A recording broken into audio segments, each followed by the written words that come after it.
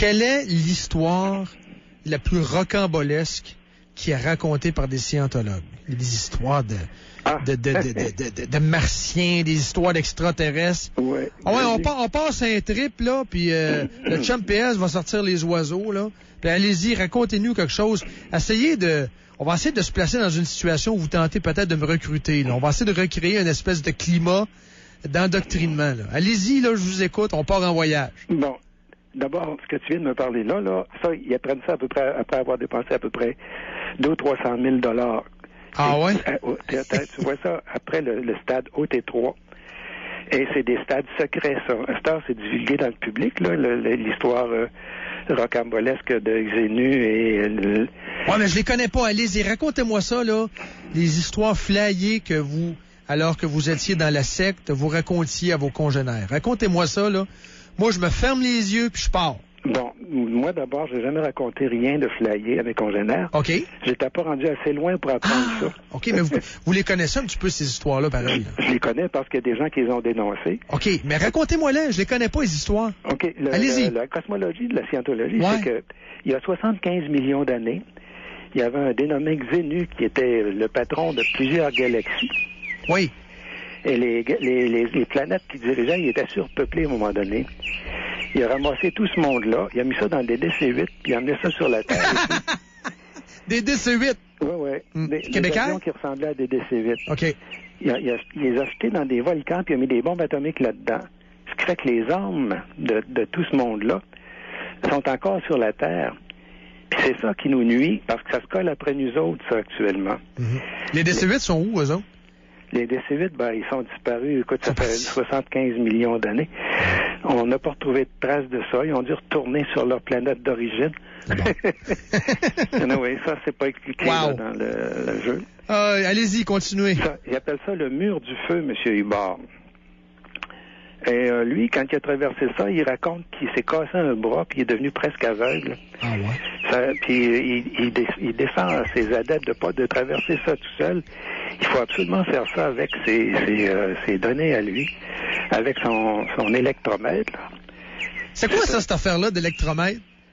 C'est un mini-détecteur de mensonges qui a été inventé par un certain Edison et que tu peux te fabriquer pour environ...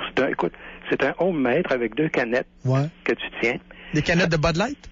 Oui, mais en autant qu'il soit étamé. Là, OK. Il est entamé pas mal hier soir, je vous dirais. Je veux dire, recouvert d'étain. OK, c'est correct. Étamé. OK, c'est correct. Et puis là, vous reliez ça avec un fil, vous mettez un globe dedans, puis ça allume. Mais tu connectes ça après, tu fais tenir les 2 canettes par le patient. Ouais. Puis tu lui poses des questions, tu checkes pour que l'aiguille mesure le courant qui te passe dans le corps. Ça va te donner plus ou moins selon ce que tu es plus ou moins nerveux. Et selon M. Hubbard, ça traduit ton état mental. Et c'est un machin qu'ils vont te vendre 4 500 $, mais tu peux t'en fabriquer un toi-même pour environ 25-30 $ au maximum. Avec un bout de fil chez Rona, 2 vieilles cannes de soupe. Oui, puis un ohmmètre sensible. Ouais. Alors, c'est à peu près les extraterrestres là-dedans, eux autres? Ben là, les extraterrestres... Sont-ils gentils? Ils sont ici sous forme d'âmes qui se collent après toi, qui te font faire des mauvais pas, qui te... Ils nous écoutent-tu actuellement, eux autres? Ah oui, ils sont... Écoute, c'est drôlement dangereux. Moi, là, à vous parler de ça, là, je devrais être mort. Comment ça?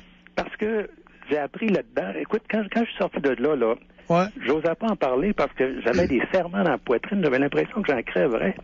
Parce que vous saviez que c'était interdit. C'est interdit. Puis avec la façon d'étudier, c'est un véritable lavage de cerveau qui fait qu'on a l'impression qu'on peut mourir.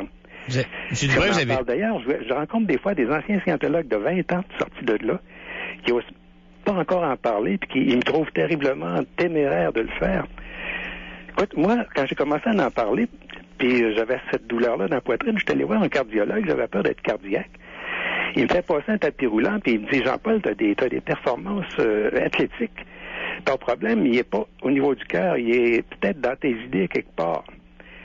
Il dit, essaye de te vider de ça, puis tu vas voir. C'est là que j'ai commencé à écrire sur le sujet. Et petit à petit, je me suis libéré tranquillement de ces phobies-là. Mais là, vous êtes libéré des phobies, mais être dans Scientologie, ça vous a libéré combien d'argent? Ah, j'ai eu la liberté totale. Un genre de 300 000? Environ 200, je dirais. Ah, c'est pas pire. Quasiment autant qu'on a donné avec la Terre à paille. Notre fameux spécialiste de marketing ici. 200 000, c'est quand même beaucoup. Vous avez réhypothéqué votre maison, vous avez tout vidé vos comptes de banque. C'est-à-dire que j'ai tout vendu, ma maison et tout, et j'ai mis beaucoup de temps là-dedans et d'argent aussi, que j'ai même pas compté. Moi, j'avais une petite fermette ici qui valait environ 170 000 $.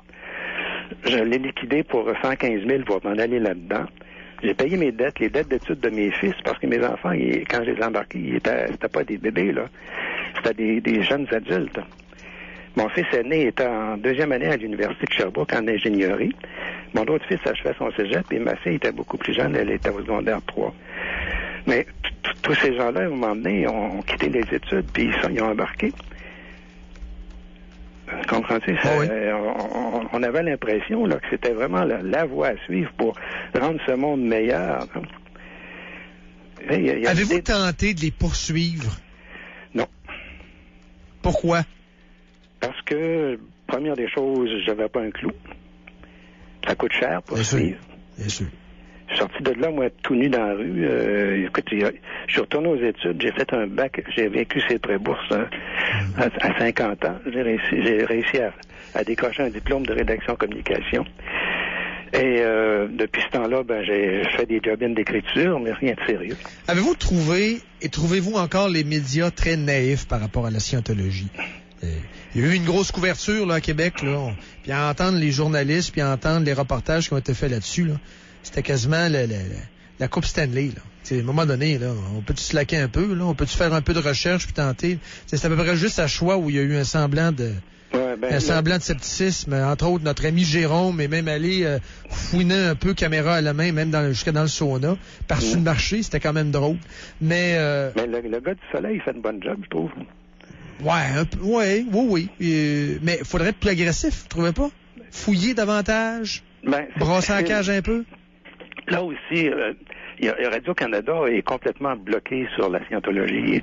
Ils publient rien, ils sortent rien contre ça. Je me demande si... Pourquoi? Je ne le sais pas. Maisonneuve avait fait une émission complète à un moment donné.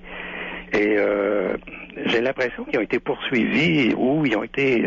Donc ça freine les ardeurs. Oui, c'est ça. Ils veulent plus avoir de problèmes. Comme le journal local ici à Sherbrooke aussi, qui s'appelle La Tribune, à un moment donné... je ne sais pas s'ils ont eu du trouble, mais ils ont publié à un moment donné mes lettres ouvertes et maintenant ils ne le font plus quand je leur parle de scientologie. OK, donc ça se peut que je reçoive une mise en demeure, moi, c'est ça que vous êtes en train de me dire un matin? C'est pas impossible. Ils vont essayer de te faire peur. Écoute, ils vont te faire ce qu'ils appellent le fair game. C'est quoi? Le fair game, ça c'est gibier de potence en français. Ils vont te menacer de sortir tous tes petits travers sur la place publique puis traîner ça. Traîner ça sur la place publique pour défaire ta réputation. On sait que tu as travaillé à V. Ben oui, ils vont sortir ça sur la place publique. Insultant. Hey, merci beaucoup, M. Dubreuil. Ça me fait.